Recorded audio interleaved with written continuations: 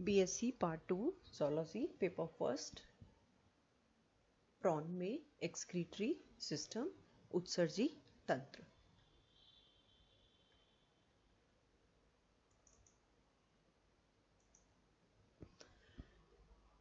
Adult prawn के अंदर excretory system के अंतर्गत आते हैं एक जोड़ी एंटीनरी या ग्रीन ग्लैंड्स, एक जोड़ी लेटरल डक्ट्स या पार्श्वीय नाले, सिंगल रीनल सैक या नेफ्रोपेरिटोनियल सैक, इंटेग्यूमेंट या अध्यावरण। इनके अंदर वास्तविक नेफ्रिडिया का अभाव होता है। ये देखिए डायग्राम है different excretory organs in prawn. ये पूरा है एंटीनरी या ग्रीन ग्लैंड। इसके 3 पार्ट होते हैं। पहला है एंड सैक, ये जो बीच में है इसे एंड सैक कहते हैं। इसके बाहर की तरफ ये पाया जाता है लेबिरिंथ। ये है ब्लैडर। ब्लैडर यूरेटर के द्वारा, ये जो सकड़ी ट्यूब के समान संरचना है इसे यूरेटर कहते हैं, और ये रीनल पोर के द्वारा बाहर खुलता है।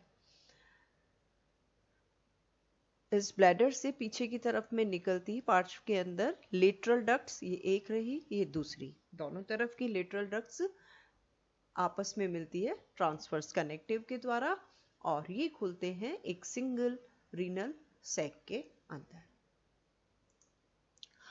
फर्स्ट है एंटीनरी या ग्रीन ग्लैंड्स। नाम से स्पष्ट है ये एंटीना के कॉक्सा में पाई जाती है, इसीलिए इसको नाम दिया गया है एंटीनरी।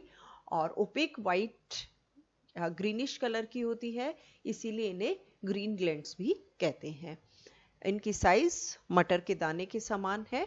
इसके 3 पार्ट्स होते हैं जो डायग्राम में आपको बताए थे, एंड सैक, लेबिरिंथ और ब्लैडर। फर्स्ट है एंड सैक। ये बीन शेप्ड है, स्मॉलेस्ट पार्ट होता है, सबसे छोटा पार्ट है, और लेबिरिंथ और ब्लैडर के बीच में पाया जाता है। इसकी जो कैविटी या गुहा है उसके अंदर एक बड़ा रक्त अवकाश रहता है जो कि लेबिरिंथ से एक सिंगल अपर्चर के द्वारा जुड़ा हुआ रहता है। इसकी भित्ति या वॉल 2 लेयर्ड है, बाहर की मोटी लेयर और अंदर की पतली होती है। जो बाहर की थिक लेयर है वो कनेक्टिव टिश्यू से मिलकर बनी है और उसके अंदर बहुत सारे छोटे छोटे रक्त अवकाश पाए जाते हैं।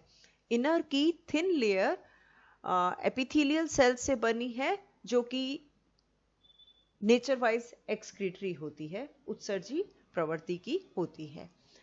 इनकी भित्ति से सेंट्रल में जो कैविटी है उसके अंदर छोटे छोटे प्रोजेक्शंस निकले रहते हैं, इन्हें रेडियल सेप्टा कहते हैं।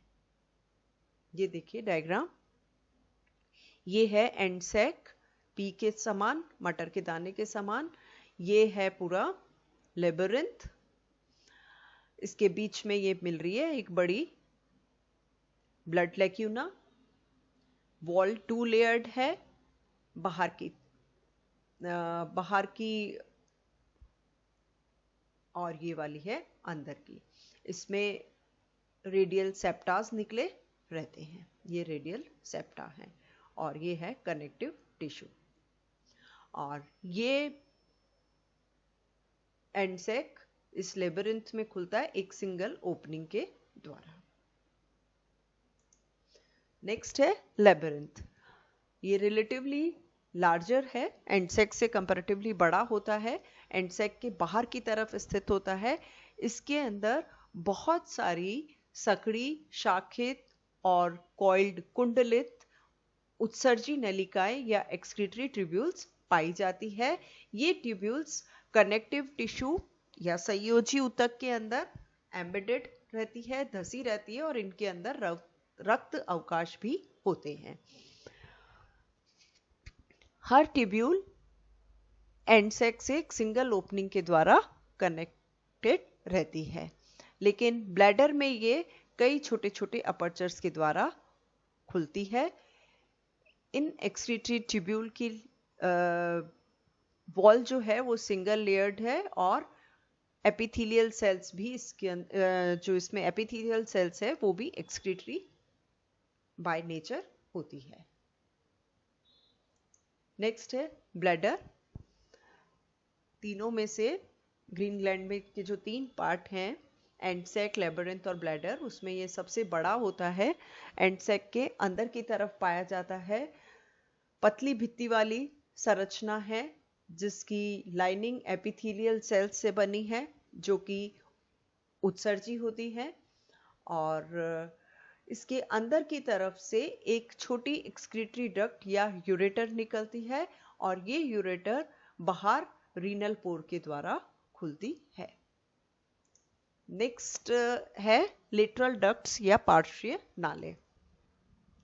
ब्लैडर, ग्रीन ग्लैंड्स का जो ब्लैडर वाला पोर्शन है उससे पीछे की तरफ निकलती है और दोनों ही तरफ की लेटरल डक्ट्स मस्तिष्क के आगे ट्रांसवर्स कनेक्टिव के द्वारा आपस में जुड़ी रहती है।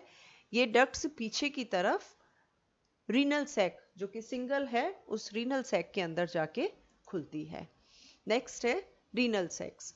ये बड़ा पतली भित्ति वाला थैले के समान संरचना है और कार्डियक स्टमक के ऊपर और कैरापेस के नीचे स्थित रहता है और पीछे की तरफ ये गोनेड्स तक या जननों तक होता है।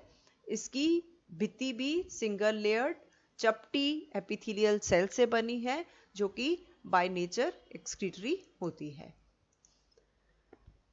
नेक्स्ट है physiology of excretion. Green gland जो है वो 2 इंपॉर्टेंट फंक्शन है उसके। पहला है नाइट्रोजिनस वेस्ट प्रोडक्ट, नाइट्रोजनी उत्सर्जी पदार्थों को शरीर से बाहर निकालना, और दूसरा है परासरण दाब का नियंत्रण करना।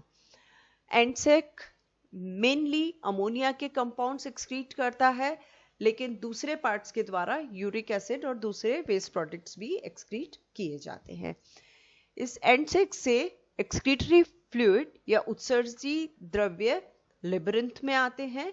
इस लेबरिंथ के अंदर जो यूजफुल मटेरियल्स है उनका अवशोषण कर लिया जाता है। इसे कहते हैं सेलेक्टिव रीएब्जॉर्प्शन, चयनात्मक पुनः अवशोषण। और अब जो ये रिमेनिंग फ्लूइड है यूरिन, ये ब्लैडर के अंदर आ जाता है और रीनल अपर्चर्स के द्वारा शरीर से बाहर निकाल दिया जाता है। लास्ट है इंटेग्यूमेंट या अध्यावरण।